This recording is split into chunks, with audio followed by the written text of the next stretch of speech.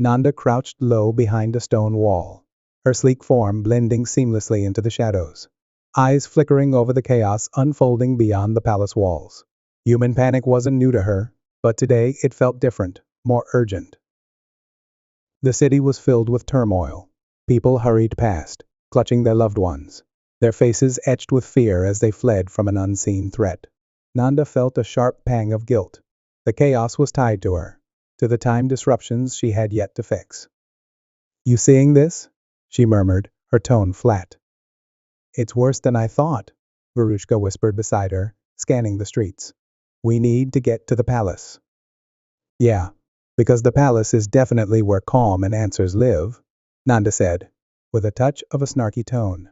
"I'm sure solutions are being handed out like bread."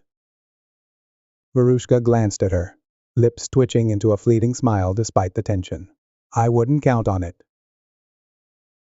Nanda smirked faintly, but her thoughts churned. A sudden jolt from the scarab reminded her of the dangerous power she wielded, both figuratively and literally. She hadn't asked to bear the weight of time itself, but with the balance shattered, it was up to her to restore it. "I can't sit here and watch them tear themselves apart," Nanda muttered, irritation flashing in her eyes. Veruschka nudged her, drawing her focus. "Then let's move. We don't want to be caught out here."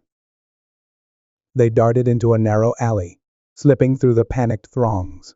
The palace loomed ahead, its imposing walls a stark contrast to the chaos outside. Once a symbol of order, it now felt like a fortress guarding something far darker. "What's the plan?" Veruschka asked as they crept closer to the main gates, staying in the shadows. "Sneak in, stroll into the throne room, and politely ask the pharaoh to fix this?" "Sure," Nanda quipped, "if you're keen on getting skewered before lunch." "No, we find shampoo. When I experienced visions, I saw a few things. I felt an instant download of knowledge into my brain. I know that he's been working with the pharaoh's advisors, manipulating ancient magic to bend time itself. The priests may be involved. They've been dabbling in forbidden rituals under his guidance. They might know how to fix this, assuming they haven't made it worse." "They probably have," Veruschka muttered grimly, gripping the knife tucked into her belt. "You sure we're not too late?" Nanda glanced at her, whiskers twitching.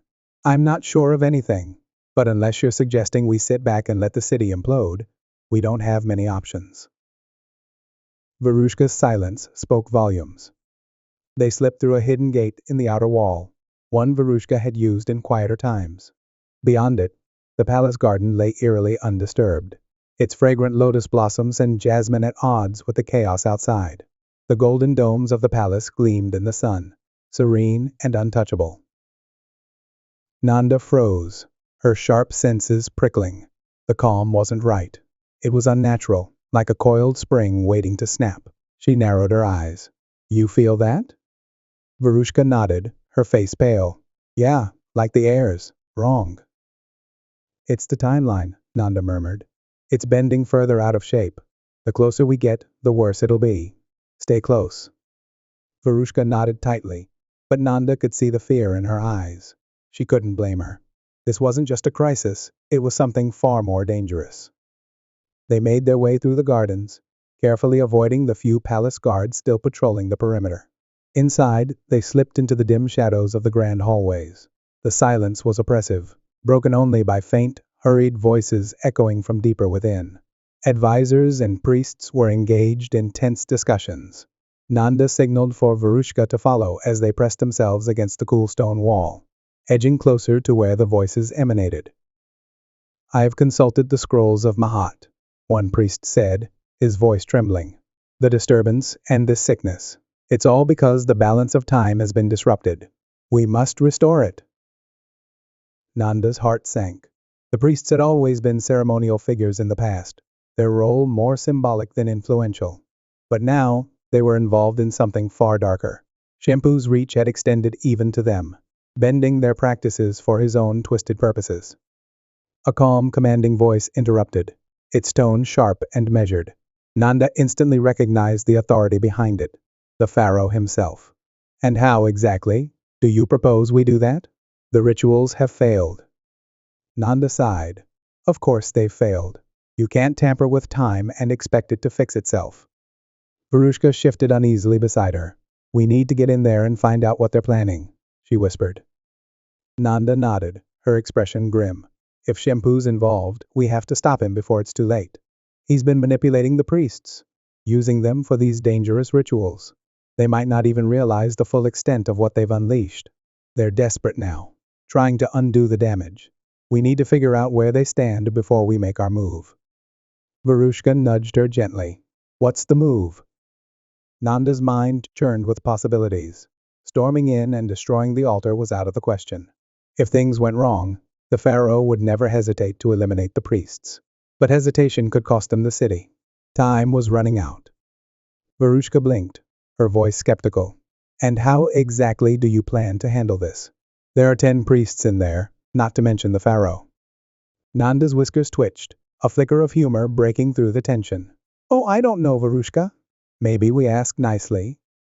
Veruschka shot her a look, half amused and half exasperated. Always with the jokes. It's how I cope, Nanda replied with a shrug, her sharp eyes still fixed on the glowing altar. But seriously, we need a distraction. Something to get them away from the altar long enough for me to destroy it. You're good at distractions, right? Veruschka gave her a flat stare. Oh, sure. I'll just waltz in there and say, Excuse me, Your Majesty, I think your altar's broken. Nanda chuckled softly. That might actually work. With a resigned sigh, Veruschka nodded. Fine, but you better move fast. The faithful servant of Mahat, who had unexpectedly become Nanda's ally, slipped out of their hiding place. She moved toward the far side of the room with deliberate clumsiness, drawing the priest's attention as if she'd stumbled upon the ritual by accident. Their chanting faltered for just a moment as they turned toward her, startled by the interruption. That moment was all Nanda needed. She darted forward, as if pursuing her prey, and with a swift, calculated motion, slashed the bindings holding the relics on the altar. The moment her claws made contact, the room erupted in a brilliant flash of golden light, blinding everyone present. The chanting ceased. The oppressive energy dissipated in a rush, leaving behind a heavy, echoing silence. The priests staggered back, disoriented, while the pharaoh blinked as though waking from a dream. Nanda stood over the now ruined altar, her breath coming in quick bursts as she steadied herself. The weight of the scarab seemed lighter now, its energy calm and settled once more. She darted forward, as if pursuing her prey, and with a swift, calculated motion, slashed the bindings holding the relics on the altar. The moment her claws made contact, the room erupted in a brilliant flash of golden light, blinding everyone present. Veruschka appeared at her side, her eyes wide with astonishment. You did it. Nanda allowed herself a small, triumphant smile. Yeah, I did. They stepped outside into the cool night air, where the city was slowly returning to life. The eerie stillness that had gripped the streets was fading. Nanda's ears twitched as she caught the distant sounds of normalcy. Footsteps, laughter, the hum of conversation. The sickness was receding. Veruschka rubbed the back of her neck, glancing at her with newfound respect. You know, for a cat, you're pretty amazing. Nanda raised an eyebrow, smirking. And for a human, you're surprisingly tolerable. Veruschka chuckled, shaking her head. So, what now? The pharaoh might not have stopped us, but I don't think we're getting medals for saving the city. Nanda's gaze flickered to the horizon, her expression turning serious.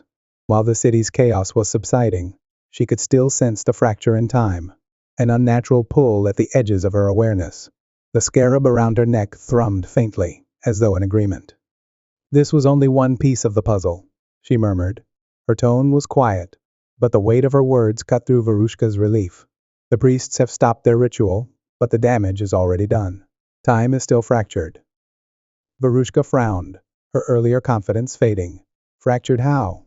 I thought stopping the ritual would fix everything. Nanda sighed. Humans always so eager to believe in quick fixes. The sickness was just a symptom, she explained, a consequence of time being thrown out of balance. But the real problem goes deeper. The scarab, it's still reacting. There's another disruption, another source. And if we don't find it soon, this city won't be the only thing affected. Veruschka's face paled. You're saying this could spread?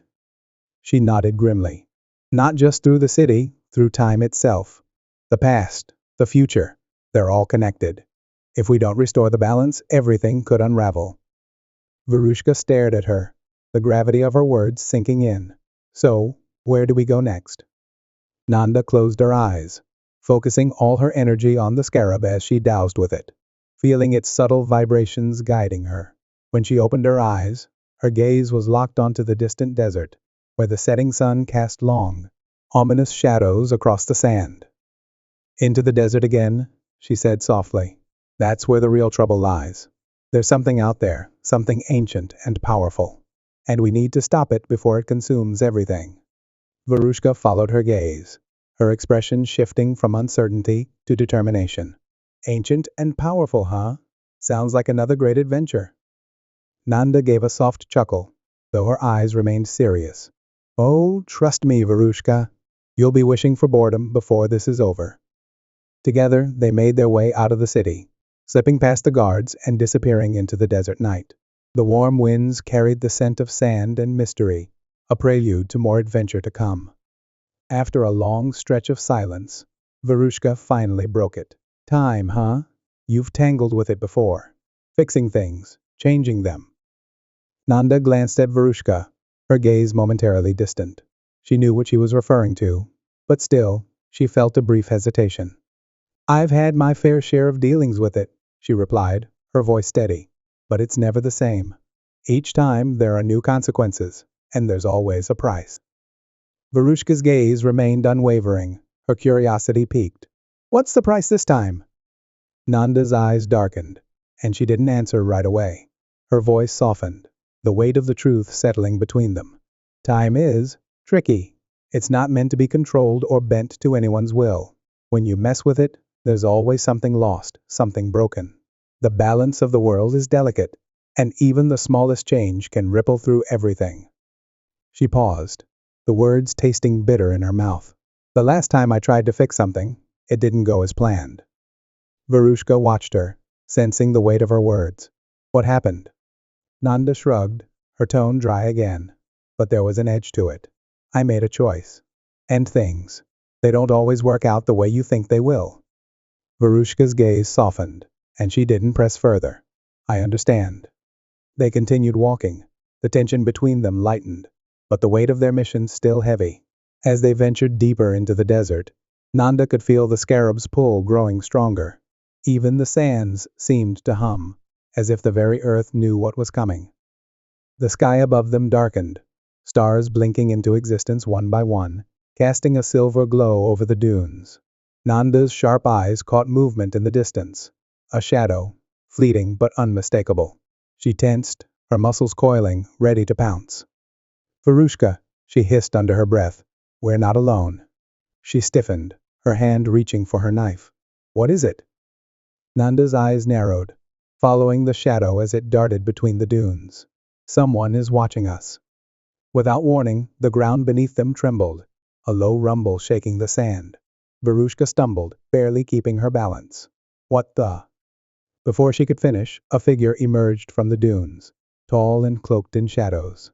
Nanda's fur bristled as the air around them grew colder, the warmth of the desert night sucked away by the presence of this new arrival. The figure stepped forward, and the night itself seemed to shift, bending toward him. His presence was magnetic, commanding the very essence of the world around him. He was clad in a black iridescent suit that shimmered like a galaxy caught in motion.